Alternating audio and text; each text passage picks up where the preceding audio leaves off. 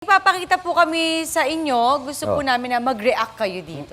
Malabo mata ko. Everyone deserves to be happy. Whoever disagrees will Be shot. be shot. Black propaganda lang yan. Kasi ako mismo, gusto ko happy lahat. Pag hindi, ilabas ko yung cellphone ko, ilagay ko sa Snapchat. Apa. Mag-shot ka. Oo, may filter. Minsan nakadiya, minsan labas mata, para happy ka pag nakita mo yung picture mo. Snapchat Yun pala ibig yun. sabihin.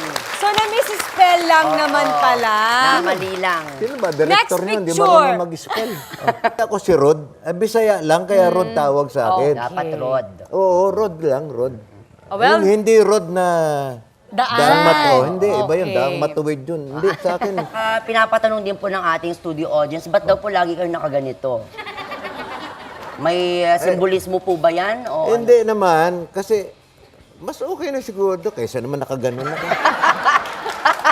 Parang matanggal yung... Gano'n. Baka... Oo nga naman. ito na, sir. May bilin ba kayo sa mga audience natin o nanonood sa kanilang mga tahanan? Sana ay makisama para maging matagumpay yung pinaghirapan natin. Marami pong salamat sa pagbisita ninyo. Thank you po. Alam po namin na sobrang busy po kayo.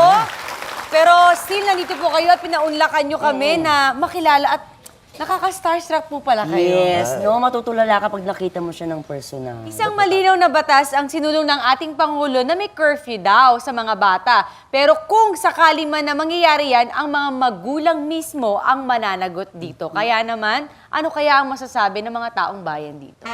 Gusto ko yan kasi para sa ganun, may mga bata na sa lansangan, hindi na kung saan-saan makarating. Gusto ko yan kasi yung mga nanay na pinapabayaan ang anak sa kalye para madala-dala sila. Ayaw ko yan. Wala akong pakialam kung magkulong yung magulang ko, hindi. Para matutunan nila yung pagkakamali nila. Ayoko siya. Kasi nga maraming gawain na maantala. Ayoko siya kasi ba't ang magulang ang mga nalagot? Di bali mga bata na para magtanda, matuto.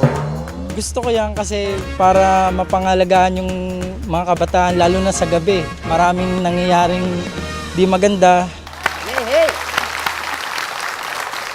Pero isa lang yan, mga kaibigan. Kung kayo ay masunurin, mabait na anak at alam nyo ang limitasyon nyo, wala kayong dapat ikatakot at talagang susunod kayo. At kaya naming patunayan yan ni Bianca DJ dahil laking lola kami.